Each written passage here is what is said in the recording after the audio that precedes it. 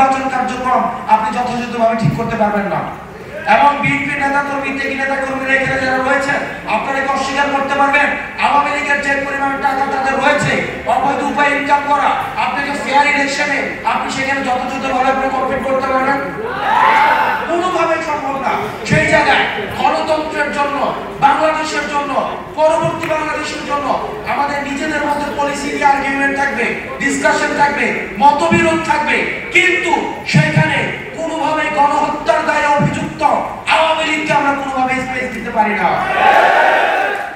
সেজন্য অন্তর্বর্তীকালীন সরকারের কাছে আহ্বান জানাবো, আওয়ামী লীগের যে অর্থনৈতিক কাঠামো রয়েছে, আওয়ামী লীগের যে সাংস্কৃতিক কাঠামো রয়েছে, আওয়ামী লীগের অপরাধের বৈধতা উৎপাদনের জন্য যে সাংস্কৃতিক বাহিনী রয়েছে আপনি তাদের সম্পদকে বাজেয়াপ্ত করে সেগুলো জনগণের কল্যাণে সেগুলোকে নিয়োজিত করুন। আমরা শুধুমাত্র আওয়ামী লীগ নিয়ে কথা বলি, একই সাথে সাথে আওয়ামী লীগের যে সহযোগী 14 দল চাপা মনে আছে ভারত থেকে মিটিং করে এসে বলতো যে এবার আমরা সরকারি দল হব নাকি বিরোধী দল হব, এটা আপার সাথে কথা বলে আমরা সিদ্ধান্ত নিব। এই যে 14 দল রয়েছে, এই 14 দল নিয়ে অন্তর্বর্তীকালীন সরকারের কি ধরনের চিন্তা সেটা আপনাকে স্পষ্ট করতে হবে।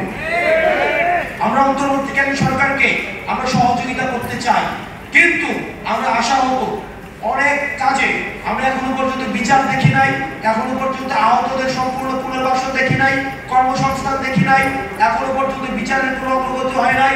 আওয়ামী লীগ নিয়ে আপনারা যতক্ষণ না পর্যন্ত আমরা রাস্তায় নেমে এসেছি ততক্ষণ পর্যন্ত আমরা আপনাদের কোনো পদক্ষেপ দেখি নাই। সেই জায়গা থেকে আপনাদের কাছে আমাদের অনুরোধ থাকবে এই ধোঁয়াশাগুলো আপনারা স্পষ্ট করবেন।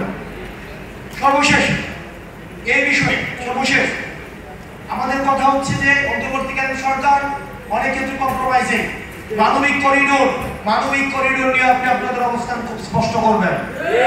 আমরা কোনোভাবে আমাদের দেশের সার্বভৌমত্ব এবং আমাদের এই দেশকে কখনোই কোনো পরাশক্তির কাছে আমরা কোনোভাবে বন্ধক দিব না।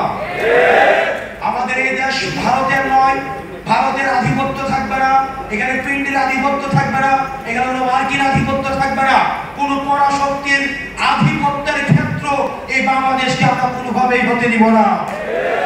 সুতরাং মানবিক করিডোর নিয়ে যে প্রশ্নগুলো এসছে এই প্রশ্নগুলো জাতিসংঘ এর যথাযথ স্পষ্ট উত্তর দিয়ে জাতিকে যথাযথ পথ প্রদর্শন করুন এবং এই মানবিক করিডোর নিয়ে অন্তর্বর্তীকালীন সরকারের অবস্থান আমরা স্পষ্ট একটা অবস্থান দেখতে চাই, ধোঁয়াশার মধ্যে আমরা থাকতে চাই না।